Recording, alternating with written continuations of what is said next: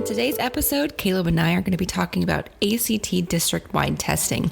We're going to give you the pros and cons, the ins and outs, the details of everything you need to know to help your student best prepare for this ACT district-wide test. You're not going to want to miss this one.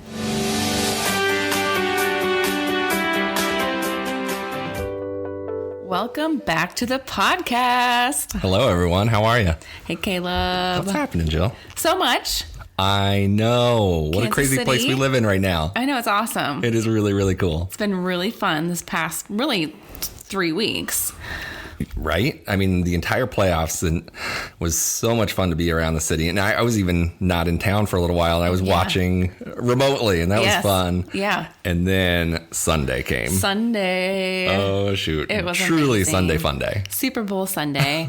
Kansas City Chiefs taking back the trophy. Yeah, man. Red 50 Kingdom. years. Mm-hmm. The city was electric, too. It was. Like, I was just driving around the city in the morning and kind of in the afternoon, and you could just feel it. Like, everybody was so excited. You look over into the cars, and everyone had red on. Yes. And yeah. It was so cool. Yeah. You could buy Chief stuff at Target, at Hy-Vee. They have little, concession stands on the side of the road with Chiefs gear. I almost stopped at one at a gas station. Oh, you should have. Because I just wanted to kind of look around and see what they had. But you know what I looked for all week, and I could not find it?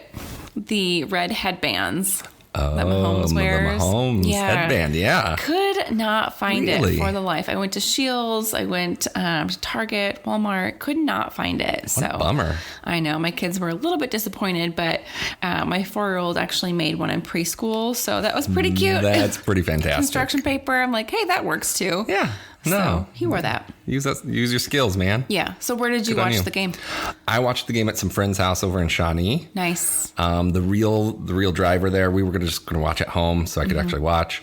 And Molly doesn't love football. Mm-hmm. But somebody at that party had a baby on Tuesday, and Molly got to hold the baby. Oh, there we go. She was in on the party. There's the draw. There it was. Oh, that's sweet. And she actually watched almost all the games, so that was cool. Oh, I know. Yay. So she's the lucky charm. Oh, that is true. So it was a little girl. What's the name? Shout out. Her name. You asked me that. It's Parker. Oh, cute. It's Parker. She's adorable. Oh, that is so very cute for a little girl. Man, that was on the spot. Man. Are you sweating right now? A little bit. I'm bad with names in general, and especially if they don't talk back to me and have a conversation. I think you're actually good with names. Really? Yeah.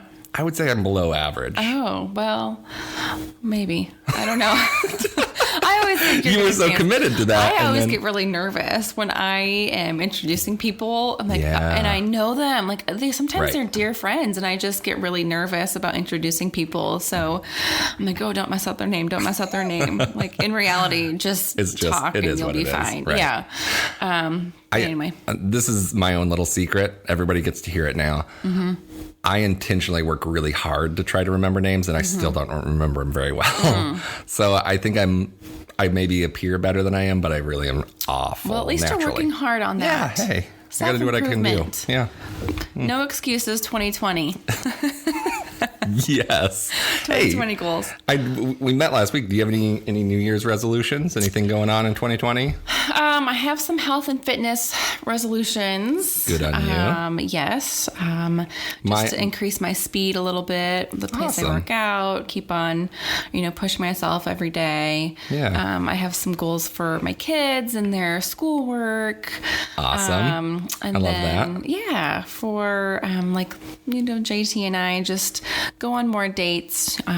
Just him and I. A lot of times we'll go out with friends and whatnot, which is really fun. But sometimes you don't connect because he's hanging out with the guys, I'm hanging out with the girls, and we've all had a really good time. But I haven't hardly talked to him the whole night. Oh yeah, so I get that. There's not that connection piece. So yeah, so just focusing more on good that. What about you? You had a great list there. Yeah, I wasn't anticipating that, but you were ready for it. You expected like one. Not March. Oh my gosh, I'm really skipping ahead. Here in February. Yeah. I have one big one for myself, and I'm just calling it more because.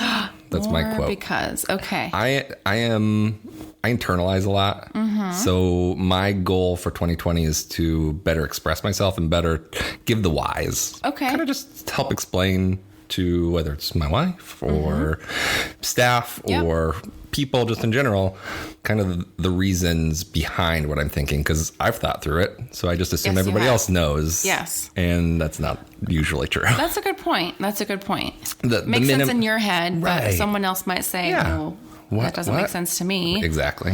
The men in my family, we have this bad habit, and it's kind of a learned thing, but it's also kind of innate, I think, where we just start talking in terms of pronouns, just like this or that or he or she, and everybody else around us is like looking at us like we're crazy, but we know what we're talking about. So it's like, come on, just catch up. Yeah, what are you doing? How do you not know this? Right. So I think it's kind of spurs from that a little bit. So interesting. Anyway. That's my thing. That's my thing for 2020. I like it. Thank you. Good job. Okay, so really good goals, and go Chiefs. Right. Red King Day. And we're not going to the parade today. We're not. School is canceled today. Isn't that crazy? So it's kind of awesome. There's lots of businesses that are closing down for the day as well. Right. I mean, great if you're going to support, the Chiefs, and you've grown up with the Chiefs and you're huge fans. I'm a fan. You are too. Yeah, I mean, I absolutely. think if you live in Kansas City, you have to be it's somewhat of a fan. Right. At least, yeah. You love the city, and then you just like his natural extension. Our neighbor, Uh-huh. Sadly, is a Dallas Cowboys fan. Oh. I mean, not sad because he's a Dallas Cowboys fan, but sad because Joke's he's not a him. Chiefs fan. Right. And he wore his Dallas Cowboy gear at every game that the Chiefs were playing. And so, you know, he was a little bit subdued. It's kind of embarrassing. Come on, man. It's kind of embarrassing for him, to be honest, especially this year. But it says a lot. He is very loyal. Obviously, a die-hard fan, right? True. I mean, he is true to his team. There's a little respect there. Yeah. So anyway, the parade is going on in like an hour? An hour and a half. That's kind of cool. So it's exciting. Expected to be about, 1 million people? Yeah. Jeez, it's going to be Makes nuts me nervous. down there.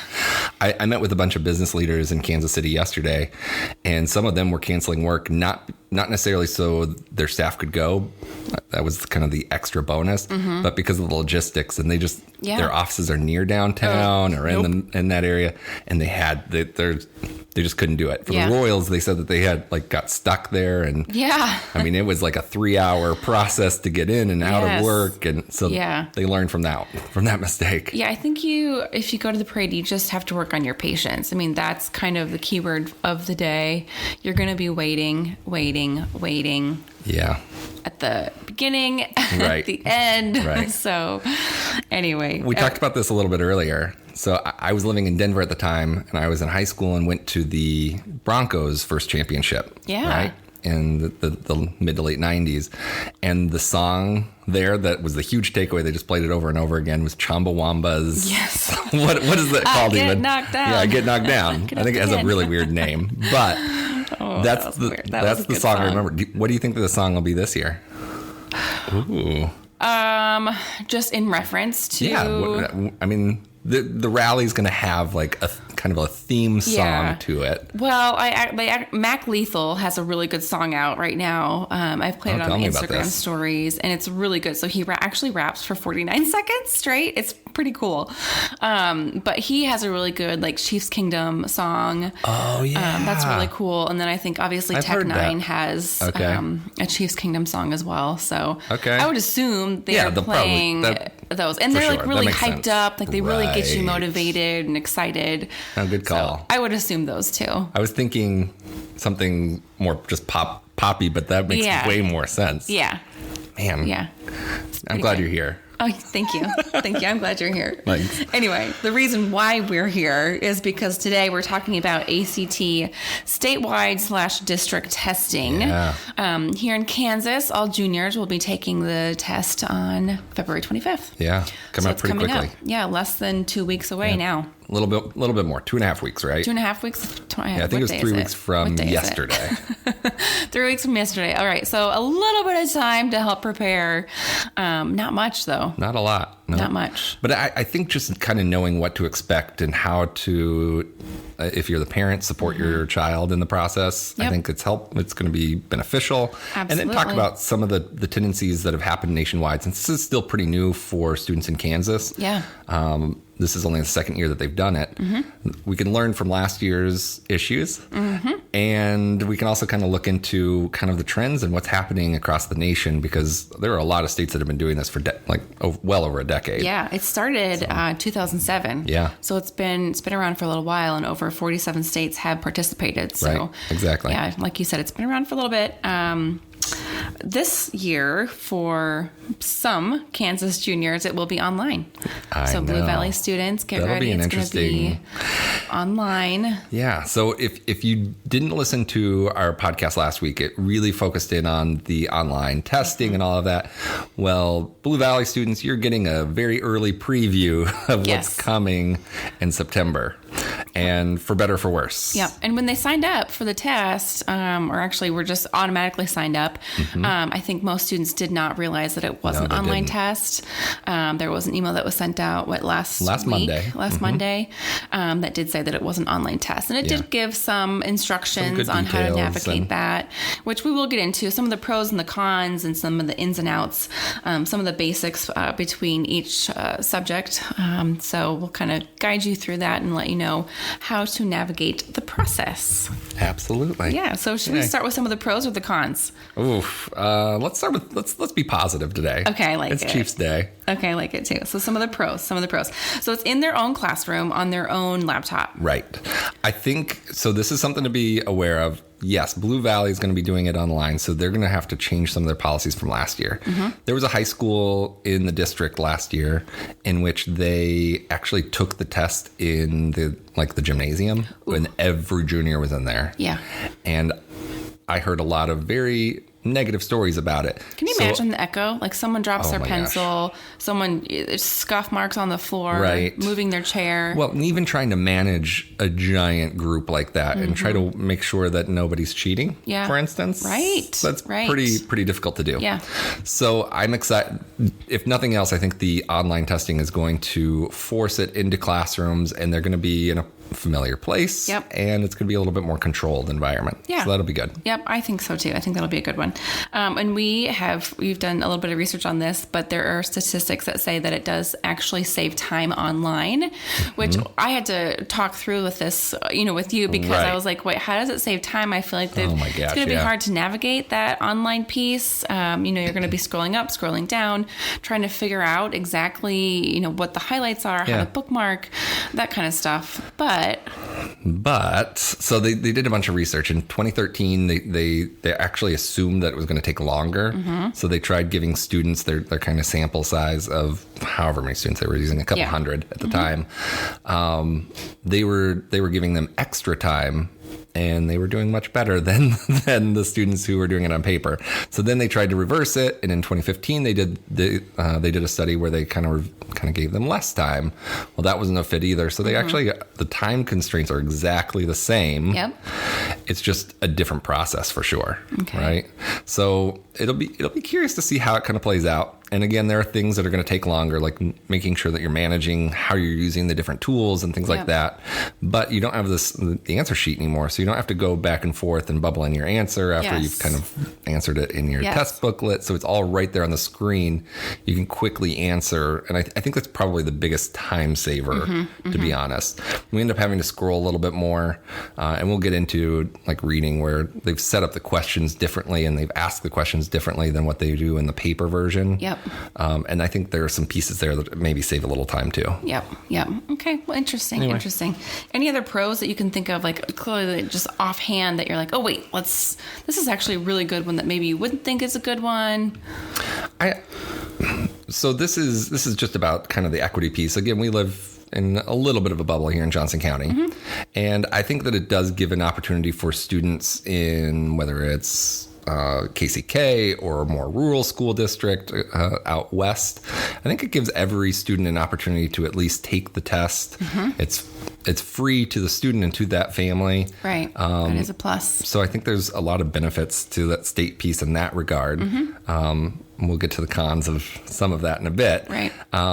But I think there's the opportunity at least, and I think that college isn't for everybody. We know that, and there are great options outside of college, but it at least gives them an option and kind of opens a door for them possibly. Yep, I agree. An opportunity that they may not have realized before. Yeah, for sure. Yeah, I like that.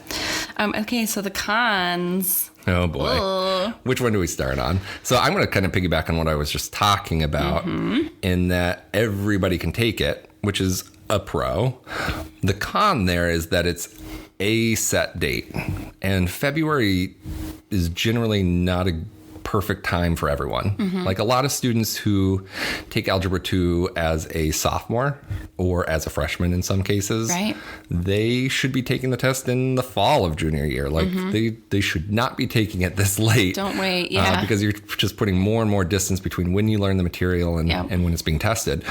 And then there are students who are in Algebra 2 as a junior and maybe they don't quite have enough information. So like I would prefer like a late March or early April or something like that. Where they've had most of it. Algebra 2, yeah. So we want students to leave junior year with a score that they're happy with, but we also want to make sure that they're targeting test dates that are right for them. Yeah. And that's one of my qualms is just the timing of the test, and it's not perfect for anybody, which is why they do it, right? Like it's a happy medium, I guess. Yep. Yeah. That's interesting. So, anyway. So March or April would be better for half the students. Some, for some. True.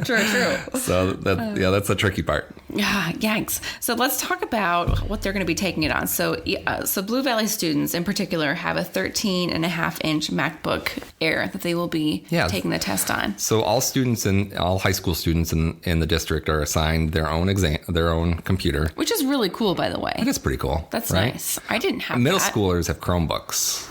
I don't know which one. I don't know. Both are. It's both pretty cool. Yeah, I don't even have an iPad. They didn't even have iPads. I was gonna say. I was gonna call you out on that, but this is a sad. They barely had laptops. I know. I didn't have one. I had this really old computer that was like an old one from my dad's work, and it was the dial-up. And so my mom was like, "Jill, get off the computer. I need to make a phone call." Okay. It was. I love slow. those days. It was slow as heck. That noise was. Oh man. Oh my gosh.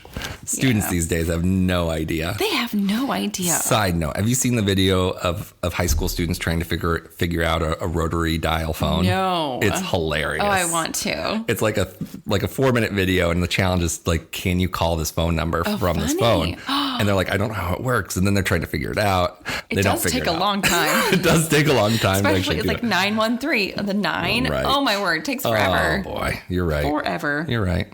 So they have these nice little MacBook Airs that they get to take the test on. Small screen. Yeah. So small screen. That'll be an adjustment.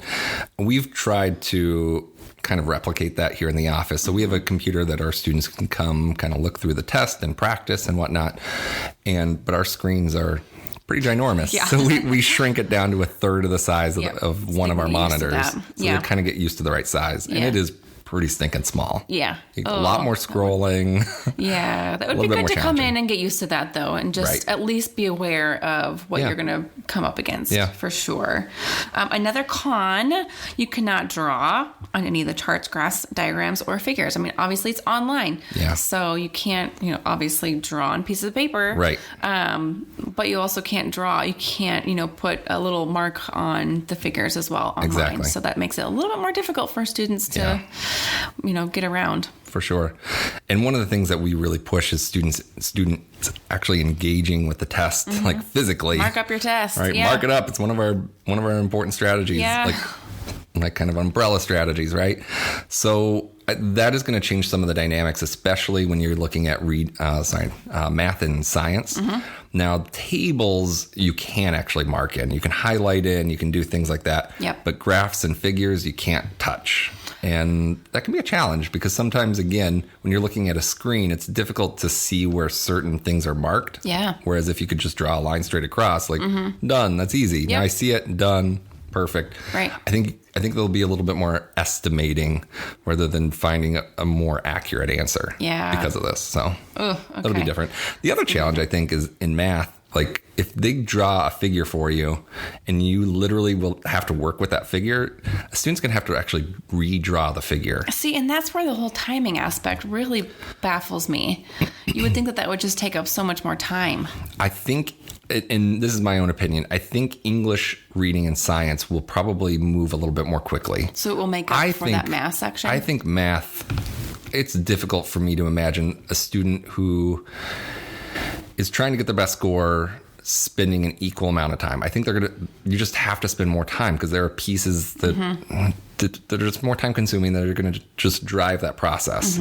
So I'm curious to see how it looks. Yeah, me Again, too. it's anecdotal, but one of our students did take the test online and that math section dropped quite a bit. And I think it was partially because of the time component. So other sections went up, right? Right. For her. Yeah, it did. And then, like we kind of touched on a little bit, you can't underline anything, but that will be replaced with highlight. Yeah. You can highlight. You can highlight items, right? So. And you can highlight it actually in two different colors. There's a blue and kind of a reddish color. So again, for some students, there may be a strategy in using one color for one thing and one color for another thing. So don't pick just one color. It depends on what you're doing. For instance, like in English, I strongly encourage students bracketing off certain pieces, certain phrases, because they're not useful and they actually distract from actually getting to the correct answer. Okay. Well, we can't bracket now, so maybe we highlight that in red and we use blue for words that we need to be paying attention to. Okay. So let's say it's a subject-verb agreement question and our subject is at the beginning. Maybe we highlight in blue our subject and then they have a whole bunch of junk like prepositional phrases or Don't need it. appositive phrases. Use that red highlighter. And then you finally get to your verb. And again, if we read it all together, oftentimes they throw a singular noun right before the verb, but that's not our subject. So we need to make sure that we're matching our verb to maybe that plural noun, that plural subject at the beginning. So Good insight. anyway, my own little thing. Okay.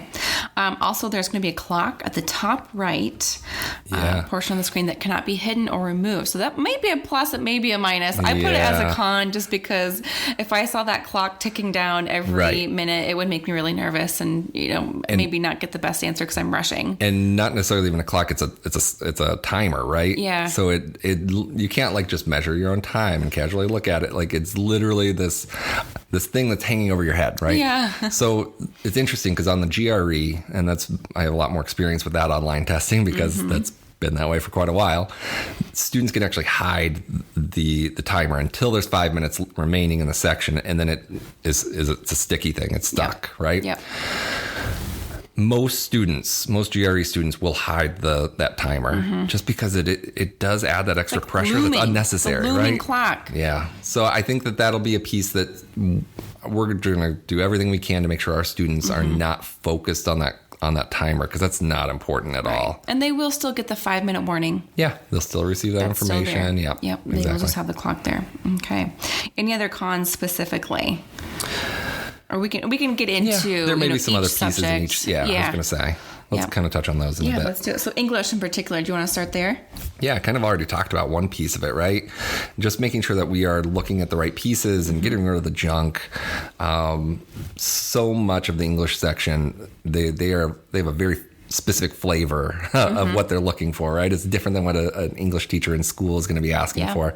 So if we can identify the right strategies and know what they're testing and identify the right strategy for that question, I think that's the key in the English section. And I think there are some components that are just a little bit trickier to do online. But again, for those students in other districts, it's going to look just like what you've been doing, so that is pretty handy. Yeah, absolutely. So a little bit of an advantage there. And then math, we've kind of talked about that a little bit. Yeah, a little bit. So again, there will probably be at least 5 questions on every ACT where by taking it online, a student is going to have to redraw the figure. And it doesn't have to be perfect, so don't be that perfectionist kid who just tries to make it match exactly because that's going to kill your time. If you draw a line funny, oh well. Just know theirs is drawn to scale, yours is probably not. Yeah. Okay? Oh, that would be my son. I mean, he's only in 2nd grade, but he is anal. Oh, yes. Ooh, everything has to be just so. I've had a student recently who she's an amazing student at school, like just so good. And some of it is just because she's so meticulous and so exacting. But on the ACT, it's a hindrance. Because we have this time constraint and you can't redraw something 4 times to make it exact because that's going to steal time from other questions. So I think we're going to have to make sure that we're keeping ourselves moving forward in the test. But there are going to be some times that are just going to be more time consuming. assuming. Of course. And recognizing now, that. You will get a calculator online. You do. So there's no... There's no chance of forgetting your calculator. Right. I'm excited about that component. Or your calculator dying in the middle of the math section. We hear that a couple times every year, and it's just like, why didn't you have your calculator? That was a silly Plug silly it in thing. the night before. Right. So... there's no excuse for that now. Now you can still use your actual calculator, and whatever you use in school, whether it's a graphing calculator or just like a TI-30, use that. Use what you're familiar with. Use what. Yeah, for sure. Yep. And on top of that, to it. You can actually type on those and calculate things much more quickly than what you're going to see with the calculator online. Okay. Just because you literally have to go and hover and click over each number, and it takes a bit. Yeah, so that's interesting. So use your own calculator to save a little bit of that time that might be taken away on the math section. Right. And hey, guess what? Use your calculator. Yeah. You know how many students I see try to do like mental math, and there's this time component. It's a big test. It's important. Don't rely on that right now. You have the tool. Just type it in really fast. Yep. It's just not a thing. Just go ahead and type it in. Just embrace it. Right. Exactly. Okay. Anything else on that math section in particular? Should we move on to reading? Yeah, let's talk about reading for a second. Okay, reading. So I would think in my mind that it would be a little bit more difficult because you're scrolling up and down. Yeah, definitely a different component. It's hard for me to read on a computer in general. So let's walk us through that reading piece. I will say at least the technology they're going to know the technology going in because it's their computer. They've been working with it for a while. So that's going to be handy. Good point. I mean, there are instances where testing online for graduate exams, the computer or the monitors specifically are not good, and they really can give you a big headache. I know from experience. The death scroll going up from the top to the bottom continuously for 3 hours is not fun. So at least the technology is going to be fine, but it is going to be a different process of having to scroll through the passage. When you have all the information you need right there in front of you, you can identify the right pieces. I think that's kind of handy. Yep. I think there is a subset of students where it's going to be more beneficial because they tend to get overwhelmed by having too much information. That's a good point. So I think there are some students who they can only look at so many lines at a time. I think that'll be beneficial for them. So you're kind of referring to the line reader mask is what they're calling it? There's also that too, that's a different piece of it. So I was even thinking as we're scrolling, you can only see maybe half of the passage. Okay. Maybe that zeroes it in for those students. They're skimming that and then they move on to the next piece. There's actually that tool, and this is one that I think could be useful for reading. Yeah. And it's basically a masking tool that you can kind of either choose one line at a time, or you can actually expand it so you can see like 8 lines at a time or anywhere in between. And I think this could be an interesting one because when they ask about a line reference or a lead word or something like that, where maybe we can target very specific pieces and not read too much. Yeah. We find that right window of opportunity, answer the question, and then move on. Okay. I think that could be kind of handy. Yeah, that makes sense. Now, for most students, I don't think it's going to be a useful tool, but for some, it could be good. Yeah. Okay. It's so individualized, right? There are a lot of tools. There are probably a dozen different things that you could use on the test. And my fear is that some students, they'll spend 5 minutes kind of preparing, looking at the format, and then they'll try to use all of them. Yeah. And they're just going to get confused. And overwhelmed. Right. Yeah. It's going to be a detriment. We'll kind of get into that, more of the test nav details here in a second. But let's kind of go through the science section. You said this one might be a little bit tricky as well because there's all these charts and graphs that they can't really mark up. Right. In my opinion, I think the science is going to be the most difficult, or maybe second to the math. I just think that there's so many things that we need to actually be engaging with this section. And even again, you're going to have to scroll just like in reading, which I think it can be a bit of a challenge. But if we find the right stuff, maybe they ask about this piece, but they also ask about this other part. And then it's so easy to focus in on just part A, but because part B, we'd have to scroll for. So I think there are some challenges there. And then again, like we talked about, just being able to write on an actual physical test, Yeah. So handy in science. And maybe students so doable nowadays here. are more, used to having everything online, right? So for me, I would get stressed out if I had to take an online test, just because I like to write things down. I like to check things off. I like to mark up my tests, right? Yep. So for me, that would stress me out. But I mean, again, maybe students are more used to it. I would think that naturally too, but when I'm working with my students, that's not what I hear. Really? Most of them are hating the idea of taking it online. They would much prefer a paper test, because there are more tests that are online, but usually it's a handful throughout a year.